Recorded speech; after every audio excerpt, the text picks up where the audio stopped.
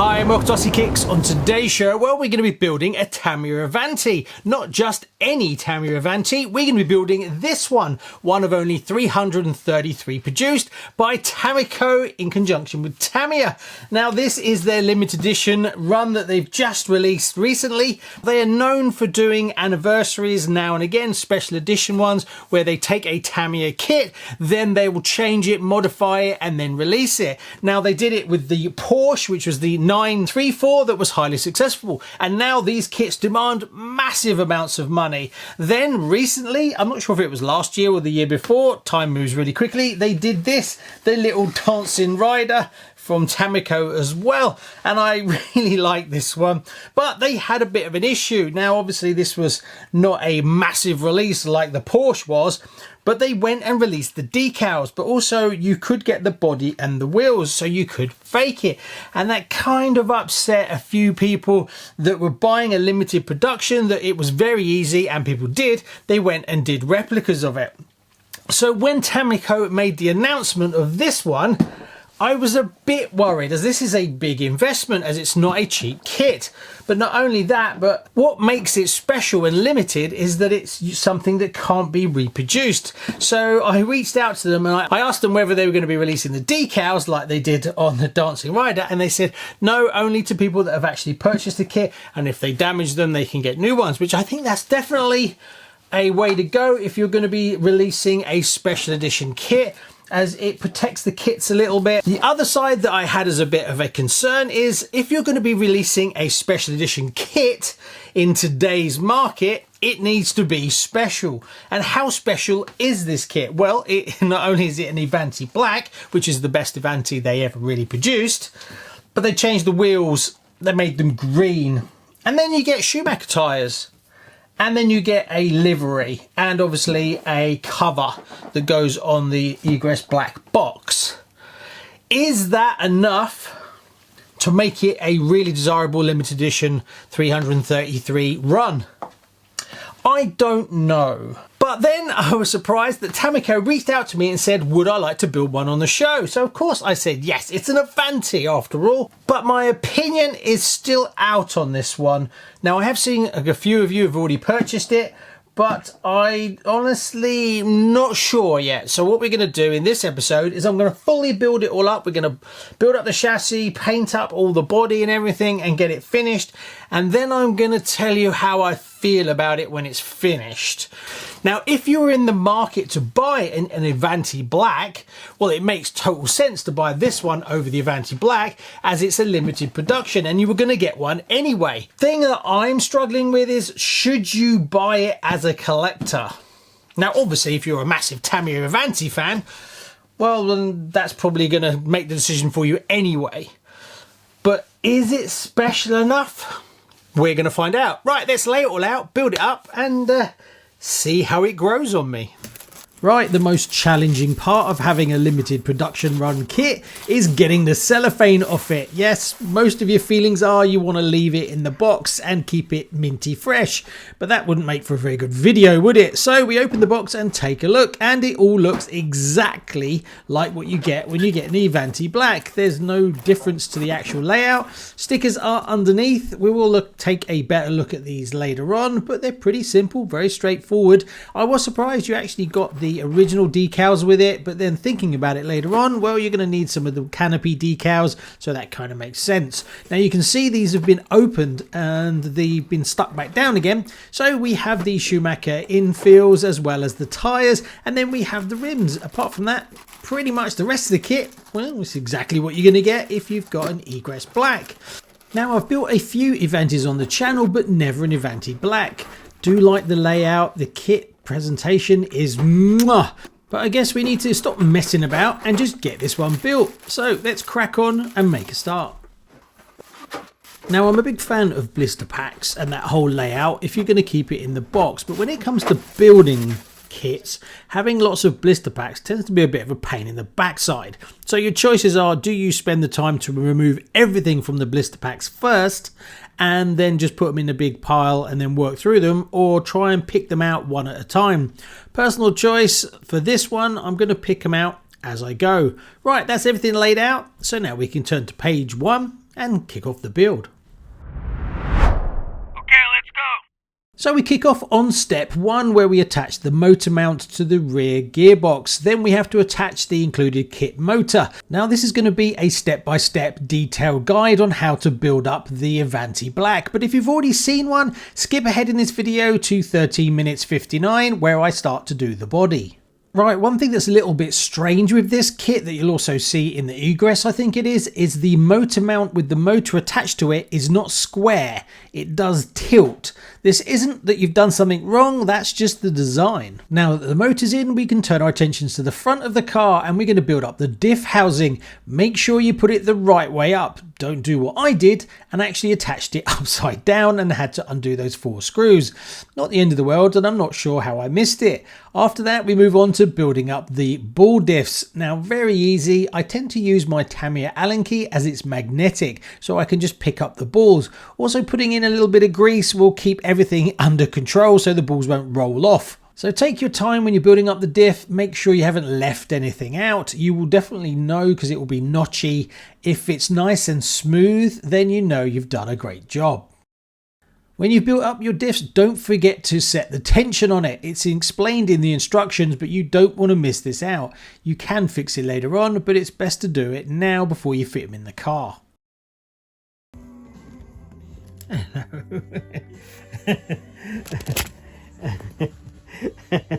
Hey, yo, baby. What are you doing? Disturbing me? Have you come to disturb me? Have you? Hey, what? Have I not done it properly? Yep, most days Charlie will come and say hi for a little attention and totally distract me for a good half an hour. Anyway, let's get back to building up this car.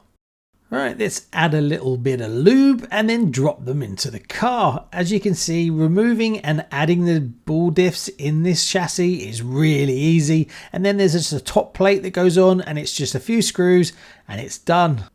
So that's the rear ball diff installed. So now we can turn our attention to the front and it's along the same sort of lines. You drop the ball diff in, then we have a pin that holds the gear in place, check that everything runs smooth, and then there's a top plate that has 4 screws. We just fit those and we're done and we can move on.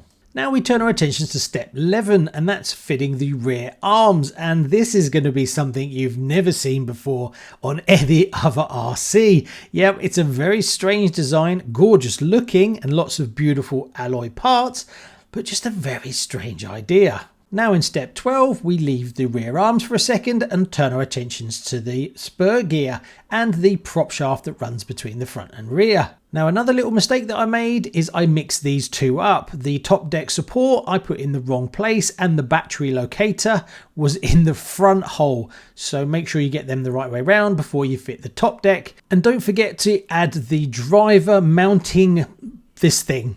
Make sure you put that in, otherwise you've got to take the top deck off again. Yes, I had to take the top deck off twice for 2 mistakes. Now when you're going to fit the spur gear cover, make sure it all clips into place nicely. Because the motor mount tips forward at the top, getting it to line up and that plastic to fit around the motor mount, there's a little groove that's cut into it. It's all got to line up. Don't force it until it clips into place properly, otherwise you can get binding and it just won't run smoothly. Right, now we can tick that off and move on to fitting the rear tower. Now this bolts straight to the actual top deck and it sandwiches it all in. It's a bit of substantial stuff. These brackets are really gorgeous looking, but it's just very different. Now we've fitted part of the wing mounting system and the rear anti-roll bar before we turn our attentions to the rear arms. Yes, these are the rear arms and they're very unique. Universal drive shafts, well, they all go together pretty much as all the others. There's nothing super strange about them, whereas the rest of the car, yeah. Now it may be a little bit different to what you're used to, but it does go together really well. And you can't say this car doesn't have any character. Now the rear design was basically so you could adjust everything, toe, camber, the whole shebang. And you're going to need a lot of Loctite because all those things that can be adjusted can also rattle loose, and they will. Now we're getting close to actually finishing the rear of the car. It's just these top tie rods to do. Easy enough to fit, and then we can adjust them at the end.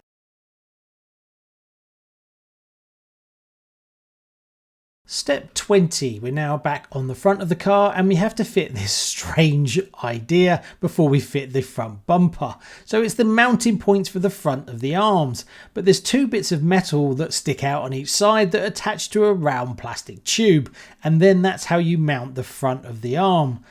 Yeah, strange, slightly different, can't really work out why, but that's what they did. Then we can turn our attentions to building up the front drive shafts and the lovely bit of bling that's used on the front uprights. They're definitely a massive step forward from the original 1988 Avante. Those were very anemic, whereas these are much hefty, and obviously these were designed back in the 2011 Avante. Realistically, this is how they should have been right from the beginning, as if you know the history of the Avante, it was super fragile and it was so easy to break these parts. And I've got an original one, and when I compare the two together, yeah, they're night and day. Now all that leaves us to do is fit the top tie rods. And this is where I make a bit of a mistake. Yes, I actually build them up and then fit them the wrong way round. I actually mount them from the front, not the rear. So as you can see here, I've just slid it in and I do it up. And I'm not paying attention to the instructions, because when I go and flip it over, and then when I go to mount the other end, something just doesn't look quite right. They're actually on an angle. Then my brain kicks into gear and I realise, yeah, that doesn't look right. I've mounted them the wrong way around, so we have to undo them and then just swap them over to the other side, and then it's all good. So not a massive mistake, but just don't do what I've done, otherwise it just adds a few more minutes to your build. Now with that done, we've pretty much finished the front. Then we turn our attentions to the steering. Now this has the upgraded steering in it versus the standard Avante. It has the carbon bridge. Now the steering mounts straight to the top deck. Very easy, just two screws that go through and bolts it down. Make sure it all moves nice and freely. You don't want any binding. Now we've ticked that off, we can turn our attentions to building up my favourite. Yeah, shocks. Haven't done a million of them. Now I use green slime to make sure that they don't leak, so I can highly recommend it, as the last thing you want to do is put it on the shelf and then wait a month and find you've got tons of oil everywhere. So the green slime definitely is worth investing the few pounds in, so that it keeps the oil inside the shock. Now building up vintage shocks is not necessarily the easiest thing in the world to do, as it's very easy to hydrolock them or have air trapped in them. So take your time, and what I find works best-ish is when you fit those top caps, do it very slowly. You need to try and get as much air out as you can, and you want them to be consistent so they all feel the same. But if you persevere, you'll get there in the end and you'll end up with a beautiful set of vintage gold shocks. Now mounting up the shocks couldn't be easier. There's just a ball cup at the bottom, and then you have this unique ball system that goes through, and then there's a rubber grommet that goes behind it, and then you've got a little spacer. After that, you basically poke it through the carbon fibre and then just do up a locking nut on the rear. Something that is a little bit strange, you will need a flat-ended screwdriver to hold that weird ball cup in place when you do up the rear locking nut. It's exactly the same on the front as well. Now with that ticked off, we've pretty much got a finished chassis. The only thing missing is some electronics. Now this is going to be a shelf queen, but I will add a steering servo just to hold the steering in place, just so it doesn't flap around all over the place. After that, well, we turn our attention to the unique wheels. Now I will add the foams as it's going to go on the shelf, but I won't bother gluing them up, as there's no point, as they're just never going to get used. Now the Avante has two more tie rods for support, one on the front tower and one on the rear. These can be a bit of a pain, as you have to remove them to get the body off. So there you go, that's the Avante chassis built, and it is very different. If you ever get the chance, highly recommend building one of these. It's just so different to anything else, and I have to wonder, when Tamiya were having a design meeting about this car back in the day, I would love to have been in that meeting to discuss why they decided to go this way. Now, back then it was a lot harder. Obviously, we know what modern racing buggies look like today, and they've all kind of become a lot the same. So back then there was no set layout for a buggy. But some of the things they did on this buggy, yeah, they kind of threw the kitchen sink at it. But when you put it together, you kind of think, why did you do that? Why did you do this? And it's just a product of its time, and it's so different and a beautiful experience. There are so many metal parts that all go together. If you're going to be racing one of these, you're going to need a lot of Loctite, that's for sure. Right, next we move on to painting up the body, and the weather in the UK has been horrific. So I'm kind of waiting for a day when it's not torrentially raining or hurricane winds out there, as we've been having storms the last 2 weeks. So obviously that doesn't go too well when you try to paint up a RC body. I've cut out the under tray for this one. I do have another one, as I plan on changing the under tray on this one. Is a bit scuffed up, so I'm going to change that at the same time, might as well. And then we got to fit the decals and paint up the driver. I'm pretty sure I had a driver for this one, so I need to go and dig that out, as I might as well paint up both at the same time. I've gone and picked up the paints, so I have the correct paints. There was a bit of a mistake on the sheet that Tamico did. They actually got the PS number wrong. If you've got one of these and you look up the number, you'll know straight away that it's not supposed to be yellow, but that's just a typo on the actual instructions. Right, let's cut out the body and get it painted up and call this beautiful vintage buggy done. Now, as the Avante comes with a body, an under tray, a wing and a driver, it's quite a bit of painting, so we've still got quite a way to go. Cutting out the lower tray is actually pretty easy, and the body isn't that difficult either. The hardest part is around the nose, and you've got to cut it quite close to the lines that are actually in the body to get clearance, as it can be a bit of a faff to try and get the nose to close properly. After that, a good clean, a good dry, and then we can turn our attentions to masking up the body. Now, the way that this is done is you've got the green at the back and the silver at the front, so I thought I'd cut the decals out to give me the line of where I want to do the actual seam, and I would highly recommend it, as it's not exactly where you think it is, so you could make a bit of a mistake, and that rear decal isn't as thick as you think. Now, the green is quite translucent, so after I put down a good 5 coats, I then backed it in PS1 white, and that really makes it pop. It doesn't come across on the camera that well, but it is a gorgeous colour with lots of flake in it. Now, once we've done the green on the rear, we can turn our attentions to doing all the other bits like the under tray and the wing. Now, because of the gold suspension and the gold front uprights, I didn't feel that Tamico had really incorporated that into the design, so I thought I would change it up a little bit and I would do the inside gold. So after I put the white down on top of the green, I then went back over and put the gold down, so just to tie that in a little bit more, and the gold and the green go together gorgeously. So if you want to put a little bit more effort into it, I would highly recommend it. Add the gold, that way it ties itself into those shocks. Alternatively, what I would do if I had a little bit longer was see if I could get those shocks matched to the green, as I think that would have been a great way for Tamico to go. The only thing is, it's very difficult to match colours across different materials. Now we've painted up the body and the wing, we can add the decals, and these go on very easily. There isn't that much of a challenge to it, you just got to take your time. I added the 50, as that's my age, I know, so that I can look back and remember how old I was when I built up this kit. There is quite a few lines with little tiny rivets. That does take a little bit of an effort. So what I found when I'm going to attach it at that curve and then fit the front and the rear. That way that you'll actually line it up correctly. Now, something I did that's totally different is I did the under tray green. I kind of thought that the rear end of the car was only a little bit green, and then the rear wing wasn't quite enough to balance it up with all that silver. So I did the under tray totally green, so you'll get a hint of it moving forward when you're looking at it sideways.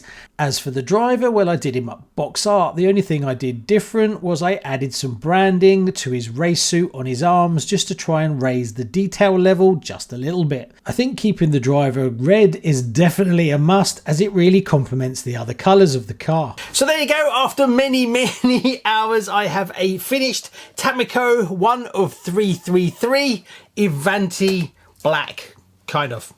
What they call it, the pace car, Earth Force pace car. Now, what do I think about this one? Well, I do love this green. This metallic green doesn't really come across that well on camera, but it's absolutely gorgeous. I did mix it up a little bit, and I'll explain why, but overall I like what they did with it. The decals, when I first saw it, I thought were kind of basic, but because of the green and the silver, it does make it enough. I was worried that it was going to be very bland, but it does look gorgeous. Now, the reason I went for the green across the bottom was because the green section here is quite far up the actual chassis. The whole front is silver, and that little bit of green and then the spoiler in green, but then when you put the sides on, it's just this little bit here. So I thought, well, I'll do the bottom in green. Originally, I thought I'll do a line from, say, here to match the body and do silver at the front and green at the back. And I'd like to have done that, but the thing that put me off, apart from time, was you've got these two sort of sections that run through the bottom. If this was totally flat, I would definitely do some kind of angle thing, but trying to get it to go across these humps and get it symmetrical, and a time that I've got and I've invested into it, I didn't think it would add that much. And also what I like about it is it pulls the green forward a little bit. I do love what Tamico are doing with their limited production runs of 333 for the collectors. I think it's a very good idea to do. They've just got to really think about how we can make this special enough to really want people to spend the money. Whereas I think just changing a set of wheels and tyres and changing a bit of stickers is not going to cut it. What would I have personally done? Well, hindsight is a great thing. I would have done something with the motor. I would have changed the sticker on the motor, or done something different with it, or changed to a different motor. I would have tried to get the carbon chassis done differently. Like I would have tried to tie in the gold. You can get carbon that's weaved with gold. That looks really cool. Something very different, whether it was a different shape, whether they removed the holes. You know, there's things like that they could have done, as well as anodizing the shocks green. Now, in their defense, they've only got so much margin that they can put into a kit before they're just going to lose money on every kit. So what they do is they take out the parts that they put in, and then they sell those parts on, and that helps them balance it and make it profitable. So if you start going, right, we're going to put a different chassis on each one of them, then obviously they're taking the old chassis out. They've got to sell 333 chassis for an Avante, which is going to be really difficult. That might make it too expensive and the kit price gets higher. Then if they were to anodize all those shocks, they've got to strip them, they've got to redo them. That's all going to add up. But being that you're only making 333, I think people would pay a little bit more money for something special if it feels like it's really justified and it's going to be a collectible one straight out the gate. And it's only going to be worth what they paid for it or slightly more. So that's my feeling, that maybe that's where they need to go moving forward. I think timing has kind of worked against them, with this Christmas being the most packed kit releases, and there's so much competition around that's obviously hurt them a little bit. So this one will be going into the collection. I will not be raffling or selling this one off. I will be keeping this one, mainly because I just spent so long on it. But that's going into the collection. But we're not stopping there. What's next? Well, we're going straight on to Tamiya again, and in an upcoming video we're going to finally be building the TRF 501X. The painted body has come back from Chris from Ginga, so we're going to build this one up and get this one shelf queen ready. Not only that, but I have picked up another Tamiya. So yes, you're going to be seeing a lot of Tamiya, and this one is a car that I got on the show that I raffled off. And now I've got the special version of it. There is a few versions of this one from the standard one that I got that I upgraded. This one, and then there's a very rare one, which obviously I have never found online for sale. But you just have to wait and see. Lots coming. See you on the next one. Bye-bye.